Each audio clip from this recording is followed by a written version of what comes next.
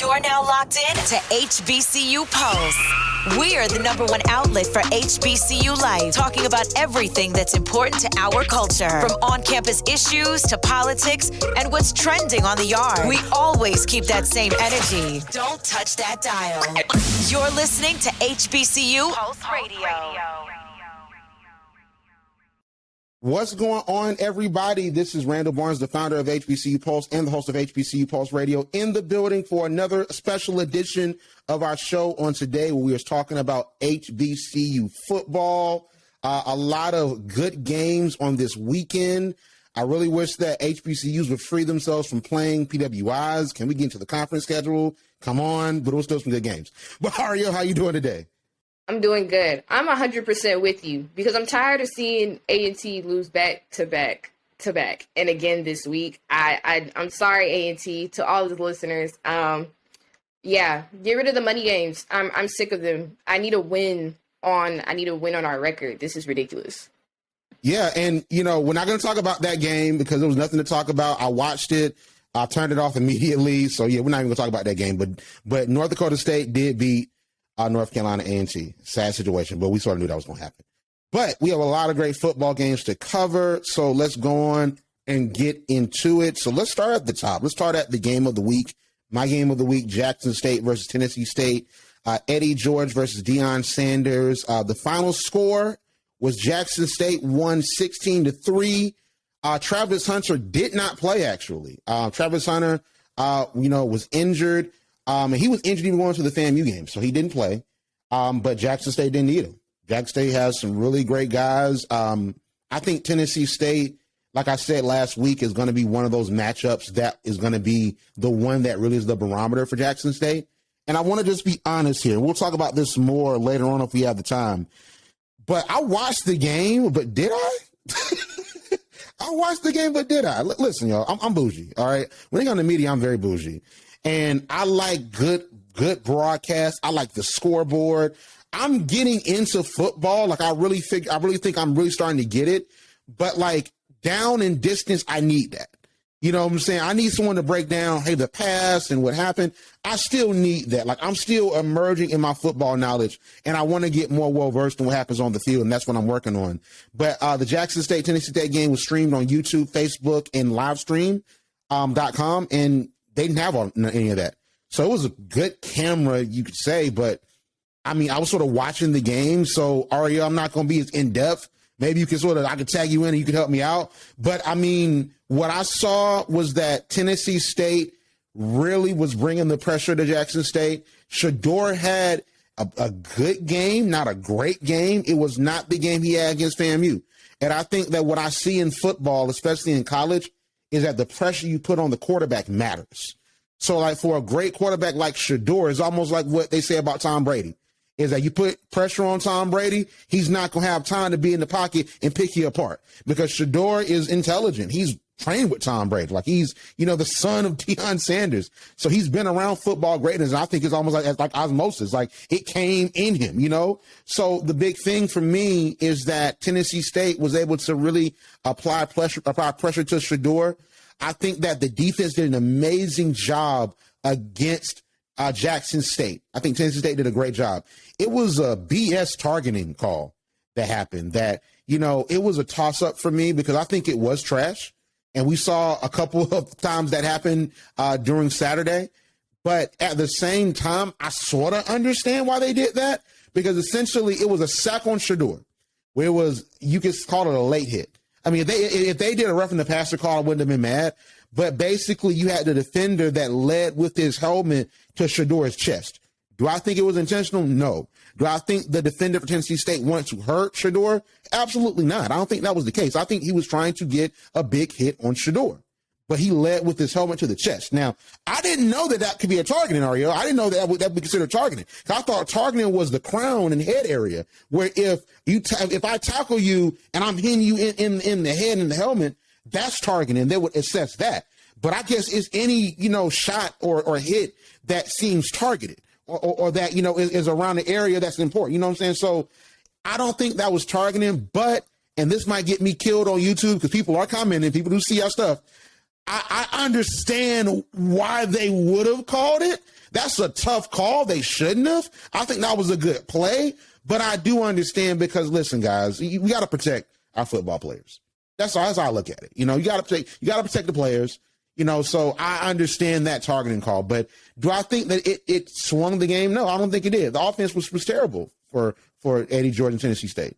Like, they weren't able to move the ball down the field, and then the times that they did, Jackson State's defense stopped them. If they had a better run, because the run game was pretty good, but if they had a better passing game, I think that you would have seen a closer contest that we all really expected. But I think Tennessee State played better than FAMU. So that's sort of my takeaway. I can't really go in depth. I could have looked at the stats, but like I said, I'm bougie. You know what I'm saying? Like, give me an analyst. You know what I'm saying? Show me the scoreboard. And then maybe I could have given a deeper dive. So don't roast me, y'all. Listen, the broadcast was terrible. I mean, Arielle, what do you think? To go into your targeting call, you basically said it. It's anywhere within the hair or crown area. So, of course, if you want to look at a great targeting call, let's go back to 2 weeks ago, LSU versus FSU. That was a perfect targeting call against one of the players, against one of their wide receivers. That's basically head-to-head, helmet-to-helmet contact. Now, when it comes to Shedur Sanders, I would have preferred more of a roughing the passer, unnecessary roughness on a late hit than a targeting call. But I can see why his helmet is going to his chest. It's basically affecting the area of his head, is basically in the area of his head. So it's still a danger to him, even if he was to go up maybe centimeters or, inches higher, maybe concussion, Shedur really could have got hurt. So I can understand that you want to be effective and you want to keep the players safe. And he possibly should have led with his shoulder, or I don't know, like, you're in the middle of the game. I don't know how you could end the line of be like, oh, I'm about to target him. Let me go ahead and drop my shoulder. Like, you're not thinking about that. Especially playing against Jackson State, you want to kill the play. So I'm more on your side. I think it should have been unnecessary roughness, should have been roughing the passer, because it was a late hit, but I don't necessarily would have called it targeting. If I were to call any kind of targeting, I need helmet-to-helmet contact. I need a defensive player. I need someone that is getting knocked out or concussed. None of that happened. So I completely disagree with the call. I understand what the refs were trying to do, but I disagree with the call. Now, on to the game that we were supposed to have, and we were talking about this last week. Would a running back coach make sense? Would it help the run game? And essentially, no. No offense to Eddie George, one of the great running backs, one of the best players that, got to play in the NFL, but it obviously wasn't successful. The run game was ineffective, and their passing game was ineffective. When you play against Jackson State knows how to pass. They know how to make those downfield plays. What they are having a little bit of trouble in this season, not that it's perfect, but it's okay, is the running game. And that was the main thing that we talked about last week. If Eddie George can get the running game together, this would have been a great game. But they were stopped defensively. And the name of the game throughout this whole season is, what can your defense do against these really good programs, especially against Jackson State? And since that didn't happen, this is why we had that low score of 3-16. Now, it is a low score of 16-3 with Jackson State having the upper hand. They held them to those points, which I can say on my part is good for Eddie George. That's one thing to be proud of. That's one thing to look and advance off of in your next game. You held Jackson State, which is known for running up the scoreboard, and we saw that against FAMU. I would say the reason why Shedur Sanders didn't really have to worry, like how he didn't have to worry with FAMU, was because FAMU was already depleted. FAMU wasn't really playing their best anyway, and then their best players that were supposed to play in week one were ineligible. So you were working with rusty players, you're working with people that haven't played the first time this season. So FAMU was a different kind of story. Eddie George doesn't really have an excuse. His players have been on the field, even though it's week two. They know what to expect. If you run film, you know where Jackson State is coming from. That should have been a better game. That should have been a closer game. But you have to give it to him. They stopped the run. They stopped most of the scoring passes from Shedur Sanders. It's just next week they have to figure out how to be effective against the passing game. It's hard to stay in the game. It's hard to stay in competition when you're not scoring any points. And, of course, we can see that in our next episode. But if you're not executing those plays, if you're not trying to figure out something against Shedur Sanders, this is what the score looks like. You get a 16-3, and that's basically what happened. And, of course, Travis Hunter And, as reading about it, I love, and I have to give credit to Jackson State for this. They know how to keep their stuff on lock. If you don't want them to know anything, they won't. And it was disclosed. It was a lot of speculation until Deion Sanders came out of press conference like he's hurt. And as an effective coach, which we did have some problems last year, we don't want to keep running players and tell them they have to be the best during injury. Let him heal, because right now you're not suffering anything. You're 2-0, leading by double digits for each game. And they're about to, I think, for the next game when they play against Grambling, I think it will be another double-digit score the way that they're looking. That's just my little early prediction. But if I don't have to use Travis Hunter right now, if I have other reliable people on my team, I wouldn't worry about him being in the game right now. He hasn't really he's proved more as a scare than he is effective playing. I'm not saying Travis Hunter isn't an effective player. He'd be great playing right now. But if he's just there, if his presence just felt, just knowing that you had a top recruit, that's all I need. I don't need him to do anything else. I need him to get healthy and get better, because when it comes down to the line and when it comes down to going back to a championship, I'm going to need you. But right now, he's not effective this season. I don't really need him. I hope he gets better, and I hope when he does come back, he proves Deion Sanders that, hey, I was worth the pick. But I'm not stressed about not seeing him.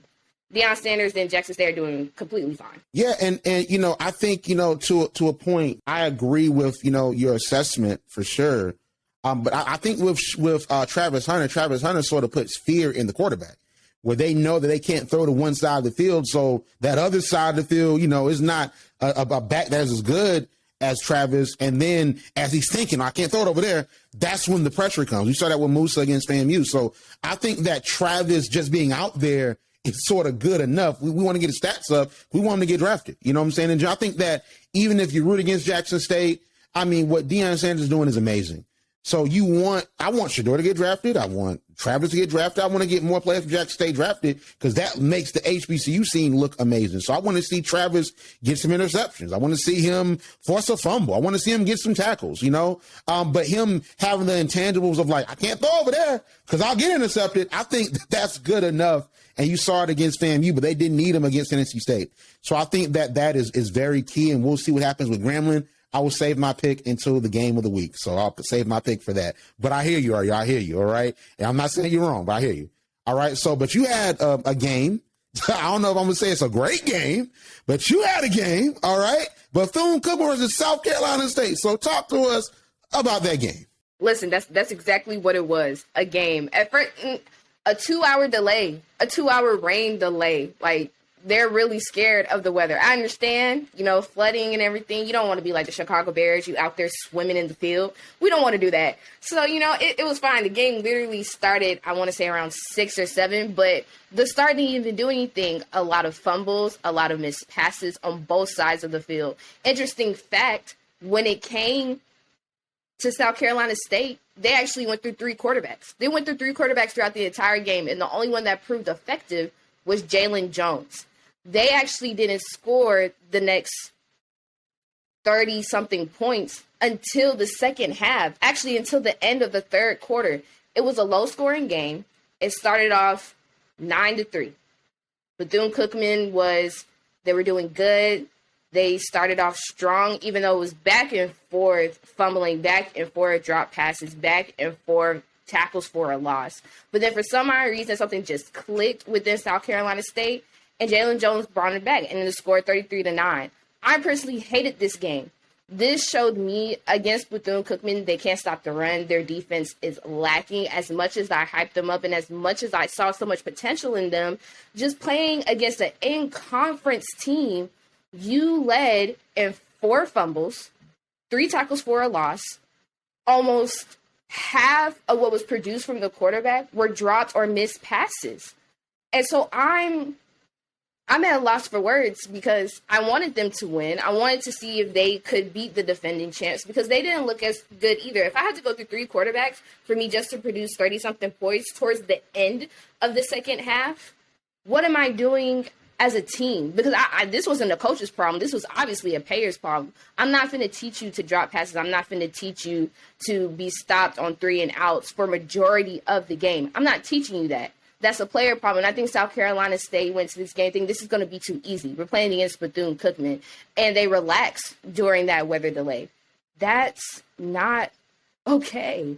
Luckily, they brought it back. Jalen Jones on his defensive side had an interception, a pick six that was returned to kill Bethune-Cookman, whatever hopes that they have of coming back in this game. But it was a sloppy game. And I remember texting you. It was in the third quarter, and they were up 20-9. And I was like, if they score another touchdown, I got to turn it. But, I don't know why I just kept sitting there having hope. That's what being a Falcons fan does to you. You just sit there, maybe they'll come back. I don't know. And I should have turned it. It went up 33-9, but that was the game of the wits. None of them had them. It was just who was just going to come out dominant, because we don't want a tied game. And obviously South Carolina State came up great. Was it the best performance? And would that performance meet how they were playing last year? No, this was terrible. And I don't know what's going on with reigning champs and terrible performances, but that needs to be fixed. That was a terrible game. Yeah, I know. For me, I know that HBCU purgatory is this, right? I want you to see where I was coming from. So first and foremost, y'all can't see because we're on HBCU League Pass. We won't have the video up. We're on the podcast feed. We're on YouTube. 15,000 subscribers. Okay, shout out to y'all. I got a haircut. Okay, beard popping. All right, tape line, right? So I had to go get a haircut.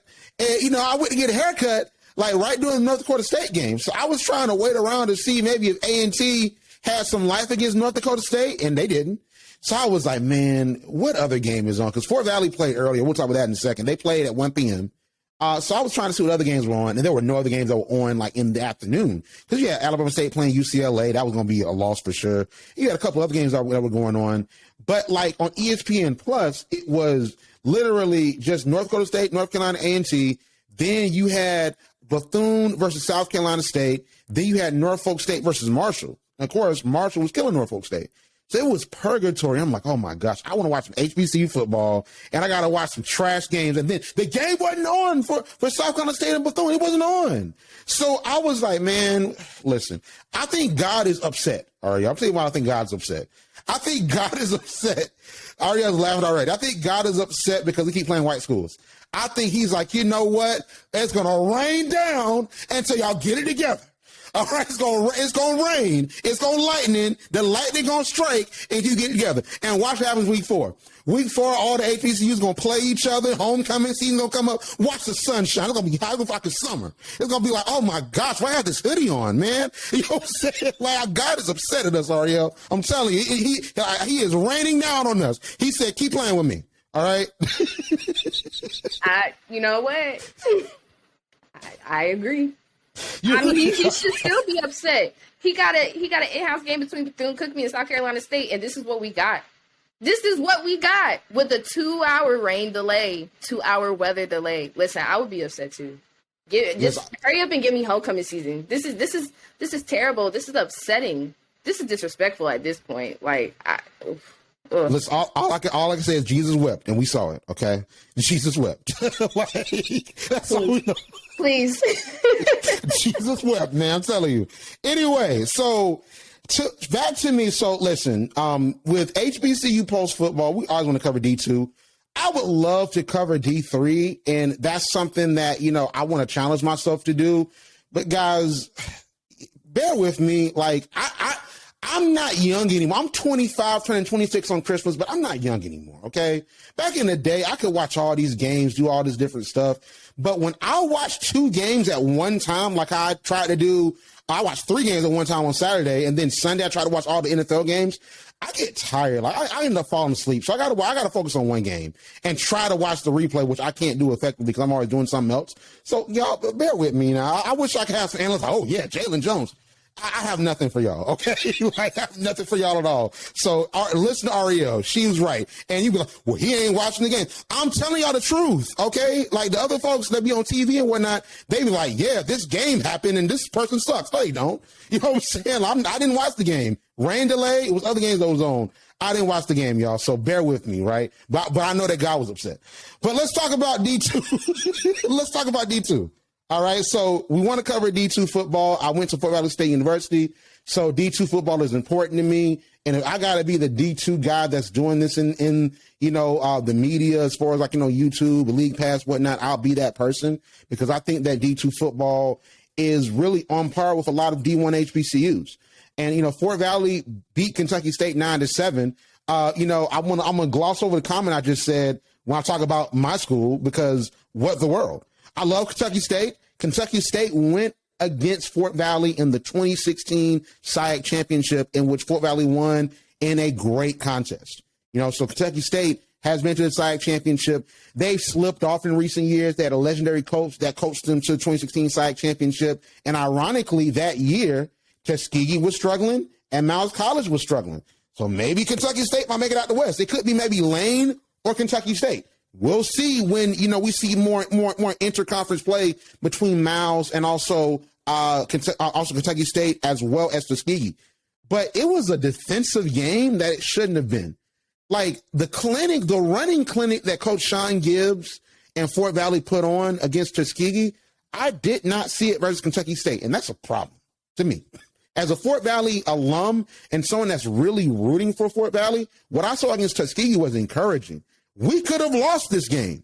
We honestly could have. I think that Coach Gibbs did good time management towards the end, but we legitimately could have lost this game. Just like how last year we almost lost against Lane College. Now, I'm not going to disrespect Lane College because Lane College is playing great football. And I honestly think we got to watch them because I think that Miles College is going to struggle. I think that Tuskegee is going to struggle as they get acclimated, but we'll see what happens. But Lane College, they lost to Benedict this week, but Lane could come out of the West. So I'm not disrespecting Lane College, nor am I disrespecting Kentucky State, because they could be the ones to be in the SIAC championship versus probably Albany. Let's be real. I'll talk about that in a second. But I just didn't like it, Arielle. I really didn't. Like, you know, the run game is Coach Gibbs' strong point. And they were running, but I don't think they really converted in the end zone.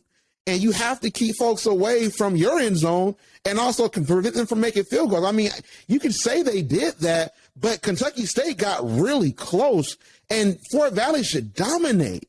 And that's my thing as a Fort Valley alum that is invested in this football program. I love what Sean Gibbs is doing, Coach Gibbs is doing. I love, you know, just in general what Fort Valley is turning into, because I see a lot of promise and potential. But if we want to win against Albany State, if we want to win against Bethune, if we want to win against, I messed up. If we want to win against Benedict College during homecoming, which is going to be on October the 1st, that's in a couple weeks, and Benedict is contending. If you want to win against Albany State, especially in the Fountain City Classic, and that might be the determinant for the SIAC championship, we got to do better. And that's just the thing for me. Like, as a Fort Valley alum, I want excellence. And you won, but how you win matters. I'll tell you this, Arielle, when we talk about in NFL. To me, it matters how you win. And how Fort Valley won was unacceptable to me, just honestly. Like, y'all got to do better, and the pass game needs to be better. I know Coach Gibbs is a running coach at A&T. He got Tariq Cohen and coached him up. He's coached up some great running backs. But it needs to be a passing game that I need to see. Because I need them to respect the run, but know our quarterback can throw, and know that we have receivers that can make it happen. Because Shamar Bridges last year was the guy, but I want to see a little bit more. So like, I said a lot. I said a mouthful. I always tend to, but I wasn't a fan. And there's not too much more I can say after that. But Arielle, I do have a lot to say about Albany versus FAMU, right? So I hate how Albany was being disrespected coming into this matchup. And listen, I went to Fort Valley State University. Albany State is our rival. We play the Fountain City Classic against them. We've lost every year since 2016. Of course, 2020 was the COVID year, so we didn't play. We won in 2016. We've lost from 2017 to 2021. And our Albany is playing. We might lose again. We'll see what Coach Gibbs does. But Albany is a good football program, period.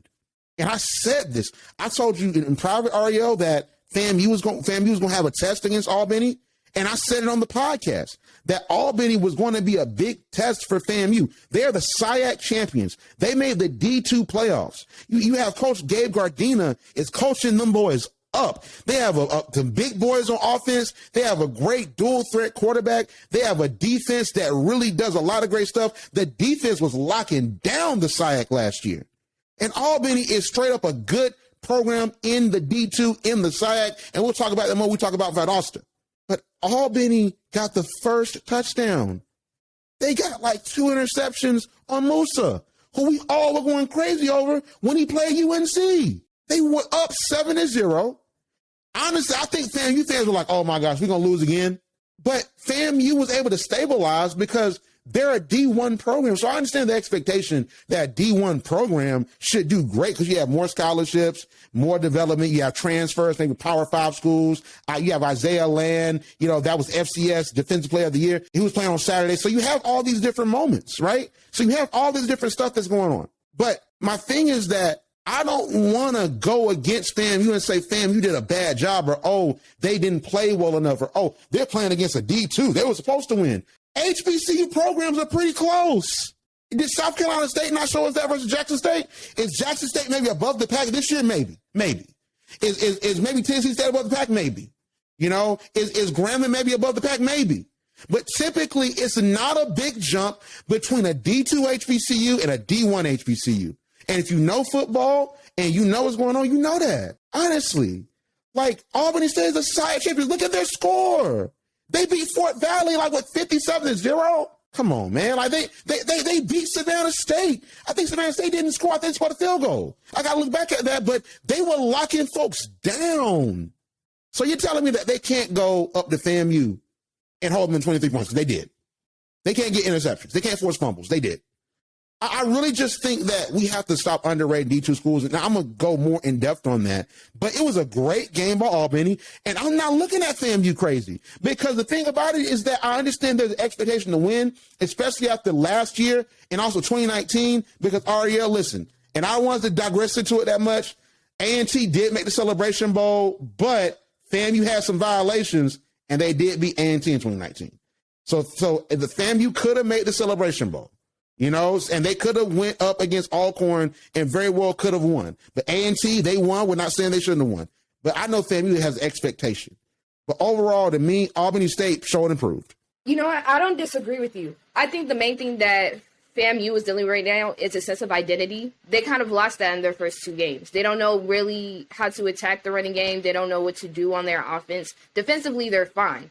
That's on them. For the past two games, we're not going to really count the UNC game, that was just the money game. But when you think about them playing against Jackson State, and you think about them last year when they played them as their season opener, it's not like FAMU is bad. They still have that deep defensive line where it's just like, you don't want to take them you don't want to lack. You don't want to go up against FAMU and be like, hey, they're not going to do anything. But offensively, they're just not there.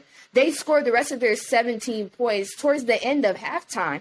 Like you said, these reigning SIAC champions were running them, and they ran them even going into the second half. Now, FAMU just had a breakout and defeated them 23-13.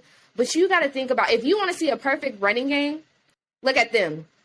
Look at Cameron Ward. Look at Macarius Folks that did those 2 touchdown runs for them, that made them come back towards the end of the third quarter. The only reason why they couldn't win is because FAMU said, we got to stop this running game. We can't go in 0-3. We're not going to do that. That's embarrassing. They had a sense of courage at the end for FAMU, honestly.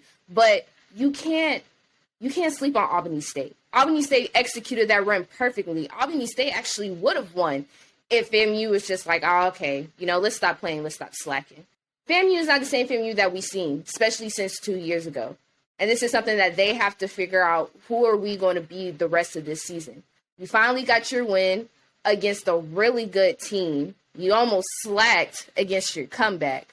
But what are we going to look like for the rest of the season? Because the rest of their season isn't easy. They play bigger opponents that are, Albany, not being the D2 school that they're not, good, but they played better teams than Albany State. And Albany State was just a taste of what they can do when you have your running game together. The running game is not good when it comes to Florida A&M, especially against that defense. That is one of their weaknesses that they have. If they want to fix that, then they take what they learned from this game at Albany State and build it into next week. Because this, even though they won, was an unacceptable performance. You should never let a school, even if you think the school is beneath you, come this close to winning against you. The type of profile and the type of pedigree that you have. I totally agree, Arielle. I definitely think the Albany's run game is going to be really good. And I'm not going to say that Albany's going to run the table in the SIAC again, but we'll see. And I just want to say this. And, I'll wait until we talk about my game of the week for D2. But Albany, don't sleep on Albany. I think Albany definitely can win again. But I want to talk about, for me, I didn't say, Arielle, this was my game of the week because I told you that you don't put Valdosta on your schedule. And I thought that Virginia Union was going to lose. Arielle, they won. They won 45-40. Virginia Union beat Valdosta.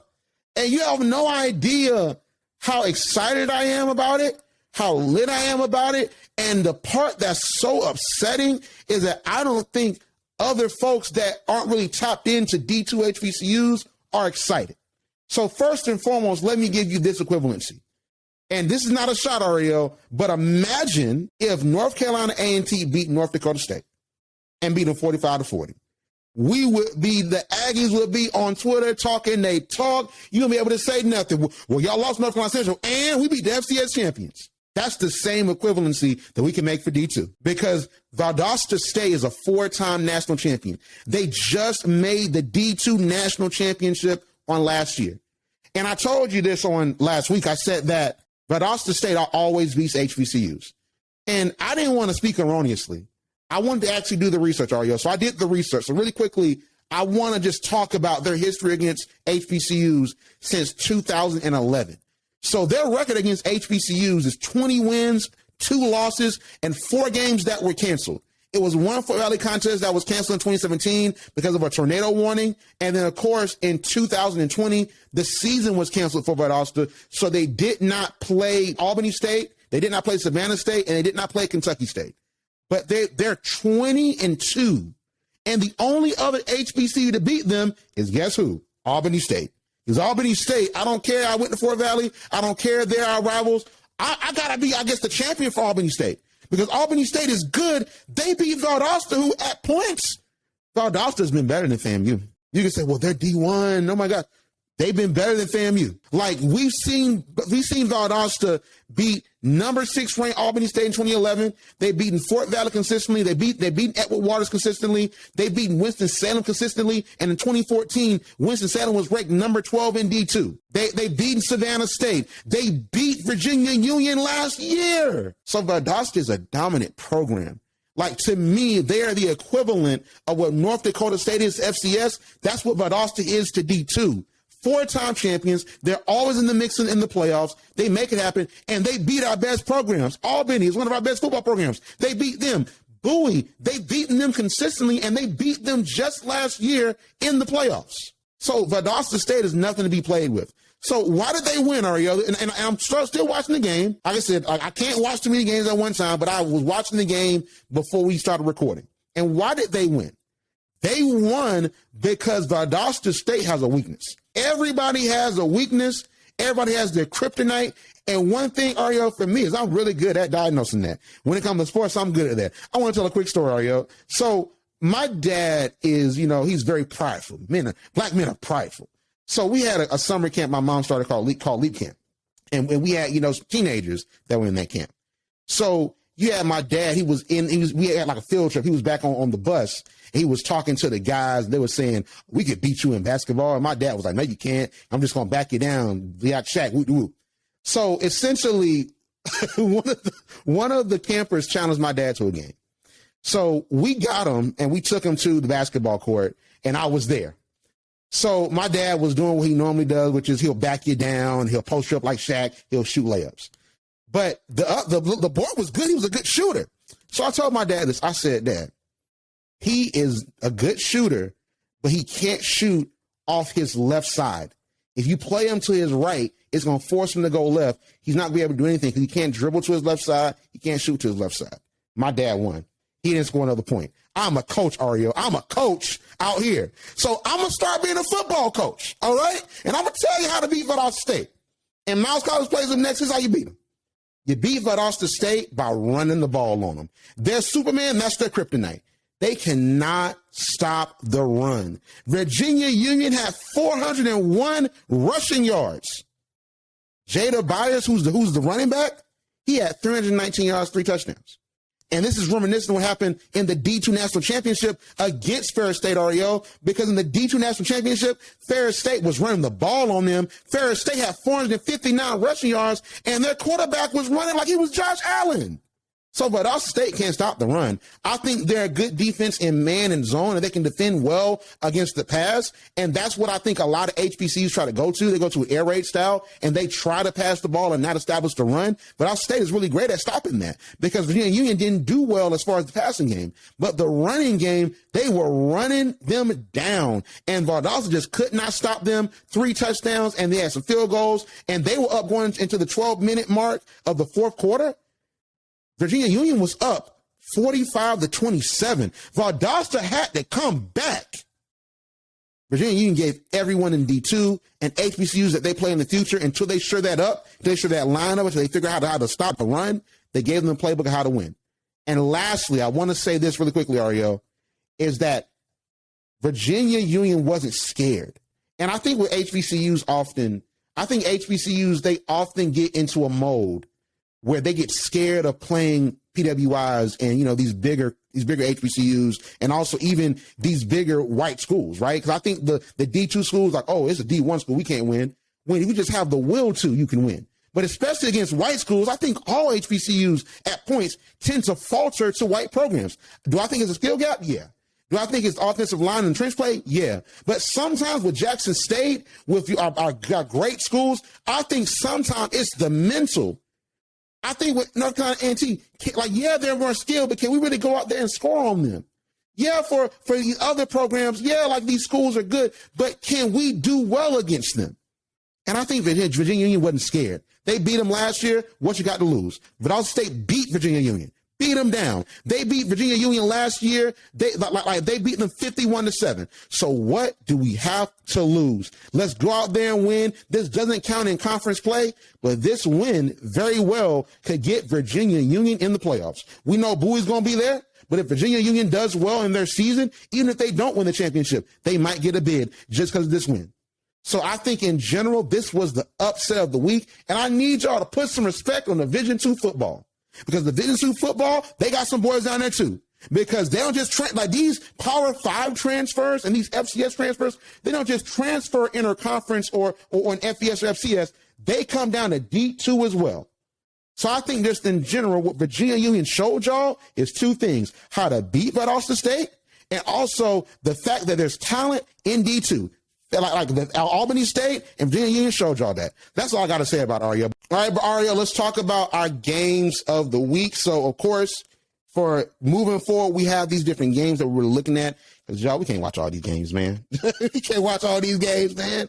So we're going to really pick some games that we're going to look at and we're going to break down and analyze. So I know for me, Arielle, just to start off, you got to let me get Jackson State and Grambling. Come on. You got to let me try again, Arielle. Like maybe next week we can get you a Jackson State game. But that Southern Heritage Classic game was so poorly produced. I got to get Jackson State Grambling. Hugh Jackson versus Deion Sanders in coaching. Maybe Travis Hunter comes back. I think that's going to be a great game. And for me, I think that Grambling can pull it out. I'm not saying Jackson State can't win. I think Jackson State is going to win. But I would happily be wrong if Grambling wins, because Grambling showed me something in their win last week that was on HBCU League Pass. So I think that they very well could beat Jackson State. Arielle, what do you think? You know what? I'll let you have that. I mean, I don't really have an excuse not to take that game in the week. That's a really good game that I did want. But I guess since South Carolina State won, even though it was a terrible game, a terrible offensive defensive game, I'll let you have it. And, I'll take my game of the week. I definitely think Jackson State is going to win. I have no doubt about that. Grambling put up a dominating performance last week, but I don't think they're prepared for what Jackson State has been doing the rest of the season. And we're not going to see Travis Hunter play. He is out right now until Coach Prime says, I'm bringing him back. He doesn't do that playing players when they're hurt. We're not the Bucks down here. This is not a do or die situation. I want you to come back when you're healthy. But I think Jackson State is going to outdo Grambling and more. I'm sorry. I just don't have faith right now. No, I totally get it. No, I definitely get it. I understand Jackson State's doing well. I just think that Grambling will have something for them. I think that if they beat Grambling, Jackson State is going to be on like a win streak until they reach Campbell and Southern and maybe Alcorn, maybe. But, we'll see. I think that Jackson State has punched their ticket to the Celebration Bowl and possibly the playoffs, maybe. We'll see what happens. I'm going to go ahead and punch my ticket for that Southern game. I'm not going to let you take that from me. I have to get that. You got it. Listen, you got it. You got it. That is yours. We're going to write that down. We're going to metaphorically write that down, that you got the Southern game. Let's get it, all right? So I want to give my other game. So like I said, I'm going to represent D2. I'm going to be the D2 guy. So I have two games for you. Benedict versus Savannah State.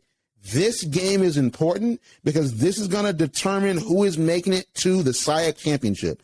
Albany State has a great claim. They have an amazing claim because I think that when they start conference play, they're going to continue to dominate. However, Savannah State has a claim. Savannah State very well could have made the championship last year. They lost to Albany. They beat Fort Valley. They beat Benedict. They lost to Albany. So if they beat Albany and they beat Fort Valley, they beat Benedict, and they beat Morehouse, they would have been in the SIAC championship versus Miles College. So I think that, when you look at Savannah State, they want the smoke and they want to make things happen. So do not sleep on Savannah State. I think it's going to be a really good game. Benedict has been playing well. This is going to be a really tight game. I think Savannah State ultimately pulls it out because Savannah State wants to make noise in D2. Since they moved in 2019, they made noise. They had a winning season in 2019, but because they were on probation, because they were in a probationary period, because they moved from the MEAC, they weren't eligible to make the SIAC championship or the playoffs. But last year, they should have made the playoffs. Out the SIAC, it should have been Savannah State and Albany State.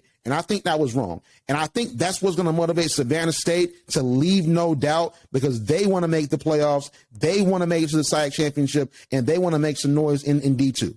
And my last game, Howard Morehouse, upset alert, Arielle. I might get an alert next week. Upset alert. Y'all keep playing with D2. I'm going to say this boldly. Morehouse going to win. Martin Luther King will be happy in heaven. All right? Morehouse is going to win. Howard's not going to win this game. I don't care. Howard's D1, they the Mecca. I don't care. Morehouse is winning. Morehouse has gotten way better. They destroyed Fort Valley last year. I don't even want to talk about that. Morehouse has gotten better. It's going to come down to this, Arielle. It's going to come down to Savannah State, Benedict, Morehouse, Fort Valley, and Albany State to see who's going to make it to the championship. And there's other schools that are in the East. Clark Atlanta very well could step it up. But I think that's what it's going to come down to in the SIAC East. So listen, Morehouse is going to be an upset. They're beating Howard. Nothing more need be said. Just know I'm watching, and they beating Howard. Are you? I just want to go ahead and say you are out of pocket. Out of pocket. Martin Luther King Jr. being happy out of pocket. But I do not agree. I mean, we've done our assessment on Howard. They haven't been looking well this season. So I wouldn't be surprised if Morehouse came out with the win. I'm rooting for Morehouse. You know what? I'm going to go ahead and, play devil's advocate and say it's Morehouse. Howard hasn't been showing me what needs to be shown. And I think that you may be right. And if you have an upset alert, I'll be so proud of you. Not that your knowledge of football is growing, but look at you calling upsets. That's advancement. I see you, Randall. You're getting there. I'm trying. Thank you. I'm learning this from you. So I'm trying. But Morehouse, I'm going to ride for D2. I'm going to be the D2 guy at this point. I know it's other folks who do great coverage of D2 even better than me. But I'm going to be Albany's champion. Of course, I'm going to be Fort Valley's champion. And I'm going to be the D2 champion because we like that. All right? So my game of the week is Norfolk versus Hampton. Hampton right now proving to be a really good football team. Won against Howard in the real HU battle. And also won against Tuskegee 42-10. I don't know what kind of juice they're drinking. I don't know what special juice off of Space Jam that they got, but they are running it right now, starting 2-0. They played Norfolk State this week, and Norfolk State has been kind of in and out this season. It hasn't been really well for them as far as I could start. Playing Marshall, we all knew they were going to lose their game 55-3. But then also they lost against James Madison 7-63. I don't think it's all together there. I think Hampton is probably going to do another run through like the rest of these teams on our front. But that's just me. I think Hampton is going to win this game, but still a good game nonetheless. I love it. I agree. I think that Hampton is going to really make some noise. I think Hampton really wants to make playoffs. I think the FCS playoffs, Hampton is on, hey, I want to make it. I want to get right. Especially with A&T sort of faltering. I think that Hampton is going to be the HBCU with Tennessee State that's in, a non-HBCU FCS conference with the SWAC and the MEAC. They're not in that conference. So I think that Hampton wants to make some noise. With A&T is struggling right now. A&T, they will stabilize. But Hampton's been starting off really well. So I want to see what they do for the rest of the season. So I feel you. And I think that's a really good game. But let's really quickly, before we go, talk about all the games that are going on. Of course, for the sake of time, we are not going to predict these games, but some of the games we did predict. So on Thursday, it's going to be on ESPNU, Benedict versus Savannah State. That's going to be a good one. That's my game of the week. On Saturday, Shedur versus Albany State. You have Jackson State versus Grambling State. That's going to be at 2 p.m. Eastern Standard Time. It's going to be on ESPN3, so make sure to check that out. So Chowan versus Johnson C. Smith. Dayton versus Kentucky State. Shaw versus Bowie State. West Virginia State University versus Fairmount State. Bluefield State versus Central State. Elizabeth City versus Winston-Salem. Morgan State versus Sacred Heart. I don't think that's how you say their name, but Sacred Heart. Don't say I disrespect them. I just want to say what school Morgan State playing. All right, Alabama A&M versus Austin Peay. Lang College versus Clark Atlanta. Langston versus Wayland Baptist. West Alabama versus Tuskegee. Delaware State versus Virginia University of Lynchburg. Fort Valley State versus Allen University. Norfolk State versus Hampton. Florida Memorial versus Warner. Howard versus Morehouse in New York City. Southern versus Texas Southern. Lincoln University, Missouri versus Fort Hays State. Middle Tennessee State versus Tennessee State University. Miles College versus Valdosta State. Upset alert, maybe? We don't know. Mississippi Valley State versus Delta State. Oklahoma Panhandle State versus Texas College. Oklahoma State versus University of Arkansas Pine Bluff. Prairie View A&M versus Incarnate Ward. Duke versus North Carolina A&T. New Hampshire versus North Carolina Central. Virginia State versus St. Augustine's. Virginia Union versus Livingstone. And McNeese State versus Alcorn State. And last but not least, Lincoln University of Pennsylvania versus Fayetteville State, starting CIAA play. All right? I need an inhaler. That's a lot. Well, that's all your games this week. That's all of them. So make sure on Thursday you tap in to D2 ESPNU, Savannah State versus Benedict. But Arielle, where can we find you on social media? You can find me at @Greeby__ on Twitter, or check out my website, theunexedopinion.weebly.com. You can follow HBCU Pulse on Instagram at HBCU Pulse, Twitter and TikTok, the HBCU Pulse. If you're watching on YouTube, we appreciate it. But if you're watching on HBCU League Pass, subscribe to HBCU Pulse on YouTube. And if you're watching on YouTube and not on League Pass, make sure to download the HBCU League Pass app on your phone and on your TV. We are channel 201. But thank you so much for tuning in. And as always, we'll see you on the other side. Like what you hear? Yeah. Subscribe to HBCU Pulse Radio on Apple Podcasts, Spotify, or wherever you get your podcasts. Also, head to HBCUPulse.com to stay up to date on what's going on in the HBCU community. Thank you for listening to HBCU Pulse Radio.